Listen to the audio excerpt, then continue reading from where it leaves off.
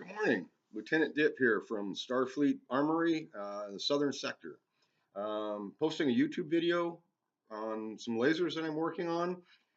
This particular one is available on eBay at $500, which those of you who have been looking know that's a good deal. I've seen them anywhere from 800 and up.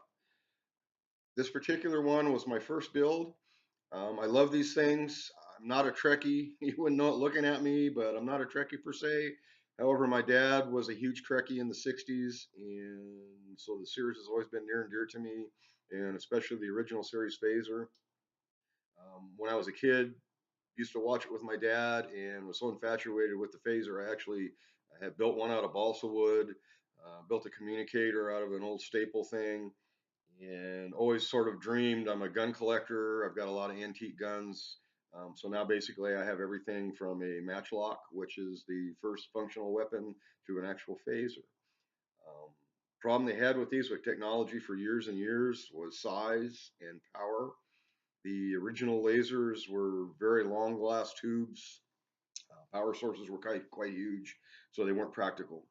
Now, being the clever species that we are, some brainiac came up with the laser diode a few years back, and eureka, that solved our whole problem.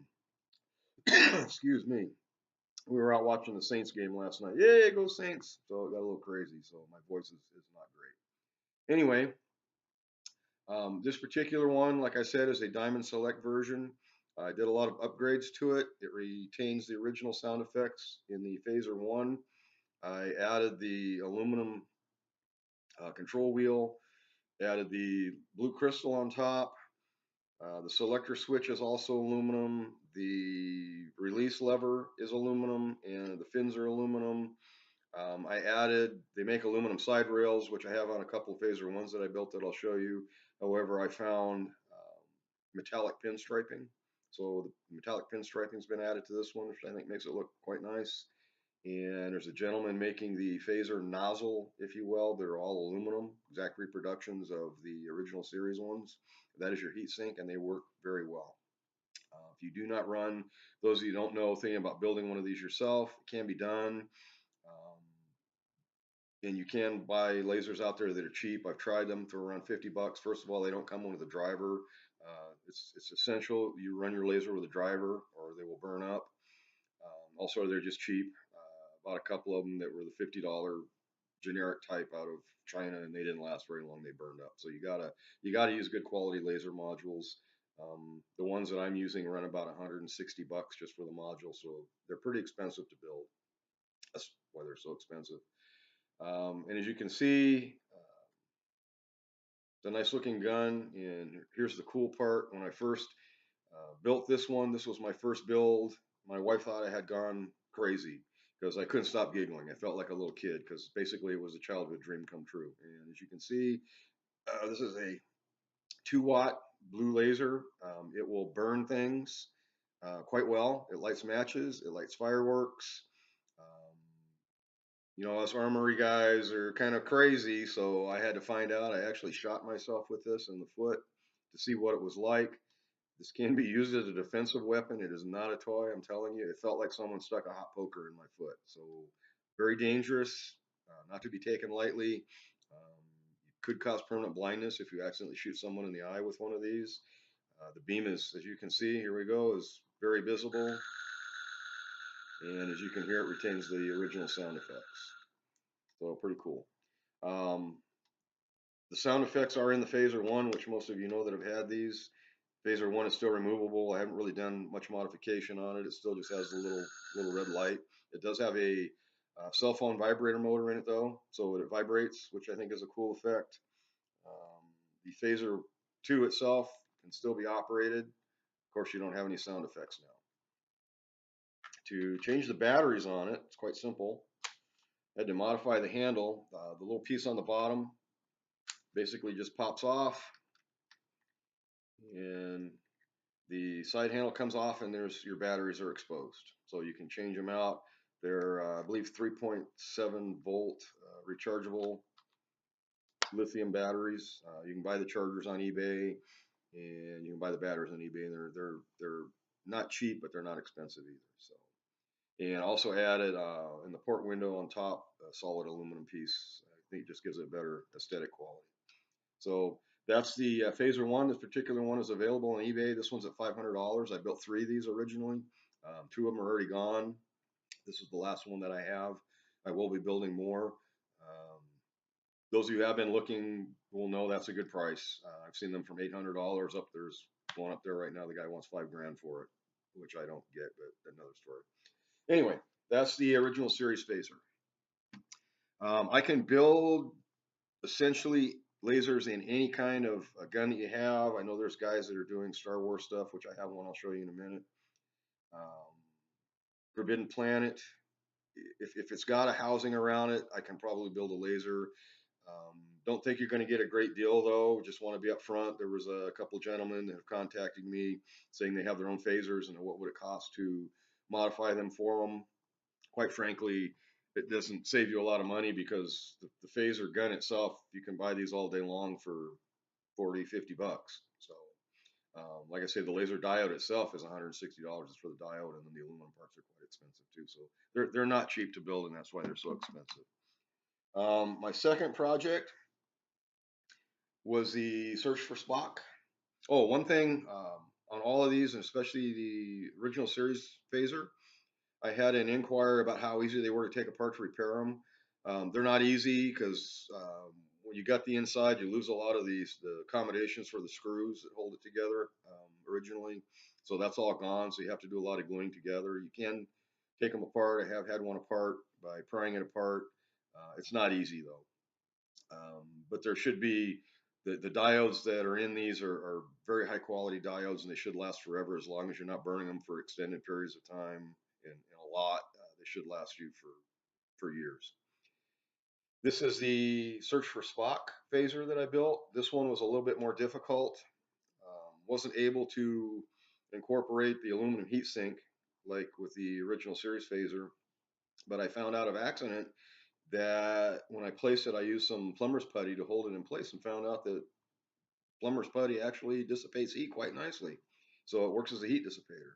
So to add on to that, I wrapped the module in aluminum foil, added the plumber's putty, put it in place. This particular gun is completely glued together, so it would be very difficult to take apart. But again, you probably will never have to. Screw holes have all been filled in. It's been repainted. It retains the original sound effects on the Phaser one on top. Got to power it up. And then as you can see, again, this is a 2.3 watt laser in this one, so it's quite hot, but you get the nice little sound effect also.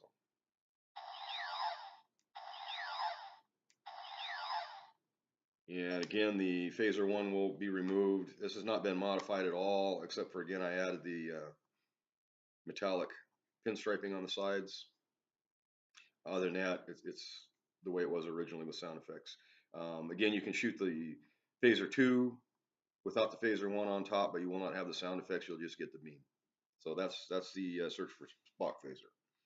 The next one that I built, this was probably the easiest project to build because there's a lot of room inside of these because they're quite large. But for the original gun, these are actually quite expensive, way more than the original series phasers or some of the search for Spock phasers. They run 50, 60 bucks. These are like $80 and up. I've seen some of them for over $200, which I don't understand what the difference is, but maybe there is. The modifications that I did to this is originally the red plastic piece inside that lit up has been painted metallic color. Then I had the nozzle made out of aluminum, so that's the heat sink. And again, the laser module is encased in this aluminum nozzle for heat sink. I also added a safety to this one on the bottom. Changing the batteries is simple. Simply remove the clip from the bottom of the magazine, and you can see the light on top, and you can hear I added the original sound effects are there, but they're not very loud.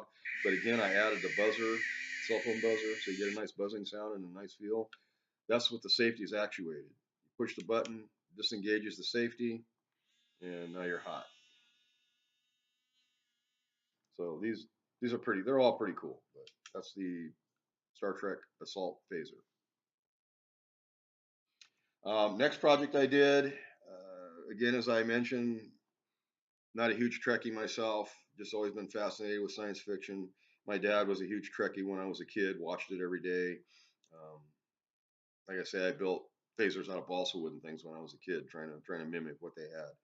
The little hand phaser has always had a special place in my heart. Don't know why, it just always has.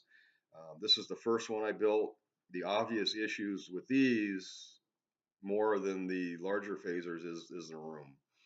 Had several problems that I had to overcome.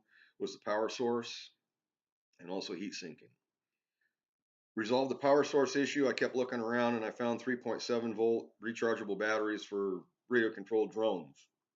Works like a champ. So it's mounted inside. Sound effects are all gone. Had to take it all out and gut it. The control wheels no longer function. Had to cut those in half and glue them in place. Did add again. I added the little cell phone buzzer, so you do get a nice buzzing sound and a vibration, so you can feel the power, if you will. It's got a light inside, so the little dial lights up. The little Star Trek symbol, I found these. I know that's not original to the series. I just like the way they look. But it also adds. It's connected to the laser module, so it acts a little bit as a heat sink. This one has the solid aluminum rails added to it, and in the battery, there's a little plate here. You take the screw off, and the plate's removed, and then the charger. This can be charged through the port, and they make little chargers for the RC helicopters. This one is not very powerful. It's a red laser, so I added the red crystal. The blue one I'll show you in a minute has a blue crystal, and then I'm going to be building a green one to round it out. And guess what crystal that'll have? Yeah, green. I got a guy looking for me. This is only a 200 milliwatt laser. The beam is not visible except under very low light, smoky, dusty conditions. It does burn, however. It lights matches. Um, Distance is not great on it, but it is focusable. There's a little, the lens on here is focusable by putting your finger on it, turning it. And as you can see, can't really see the beam. Well, yeah, you can see it there a little bit. Every now and then it hits some dust particles.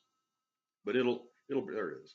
But this will burn stuff. It'll light fireworks. It'll light matches. It's just not as powerful as the 2 watt lasers, obviously. But that was the first one I built. Obviously, you could tell I was a little disappointed with it because of the power. So my next project was I built this one with a 2.3 watt blue laser. This one basically the same as that. As you can see on this one though, this one's pretty cool. There's your beam. And this one burns the hell out of stuff.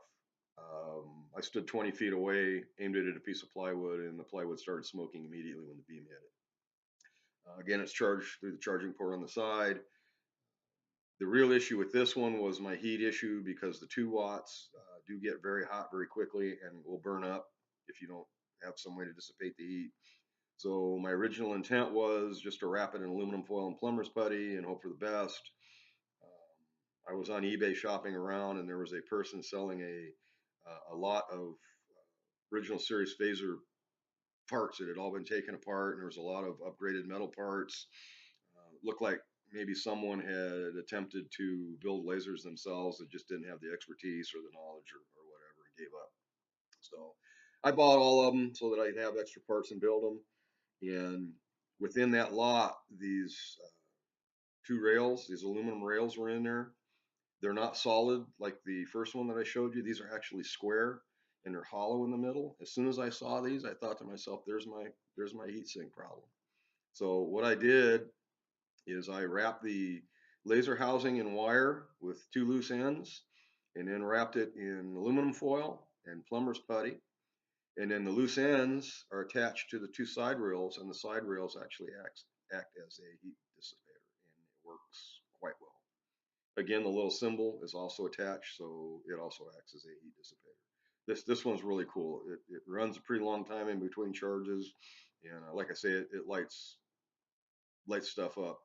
Again, being the knucklehead that I am, I shot myself with this one because I was curious, and it actually burns worse than the other laser because it's a little bit more potent. It's a 2.3 watt laser.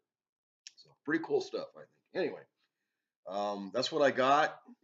Like I said, the phaser one is available on eBay at 500. It's the last one I have, but I will be building more. Contact me if you have a gun that you want me to build for you, and I can give you a quote. I've even gone, as I mentioned earlier, I went to the other side the dark side, if you will, a little bit. Those of you who are Star Wars fans will recognize this right away as a Stormtrooper blaster. First thing I did is modify the sound so it's quite a bit louder. The batteries again are changed through the grip. Take the screw off, comes off, and the batteries are there. There's another battery up in the scope. I modified the scope with this digital readout on the side for voltage. And then the laser, as you can see, is a line laser, which I call a scanner, if you will, a locator scanner, as you're going through the buildings. And then the sound effects are quite loud on it. And you can see the green, you can see the green laser. The green laser, again, it's quite visible. It's a 3 megawatt, so it's not a very potent one. However, it will, again, light matches and burn things at the right distance. So also, again, dangerous. The front, again, is aluminum. That's your heat dissipator. So the laser is actually encased in this. And that's pretty much it. That's what I've been doing so far, monkeying around in my spare time with stuff. Like I say, the one laser that's left, you can ask about the other ones, is still on eBay. Got about 4 days left, I believe. And I will be building more. If you have any questions, feel free to contact me. And until next time, from Starfleet South, I will see you next time.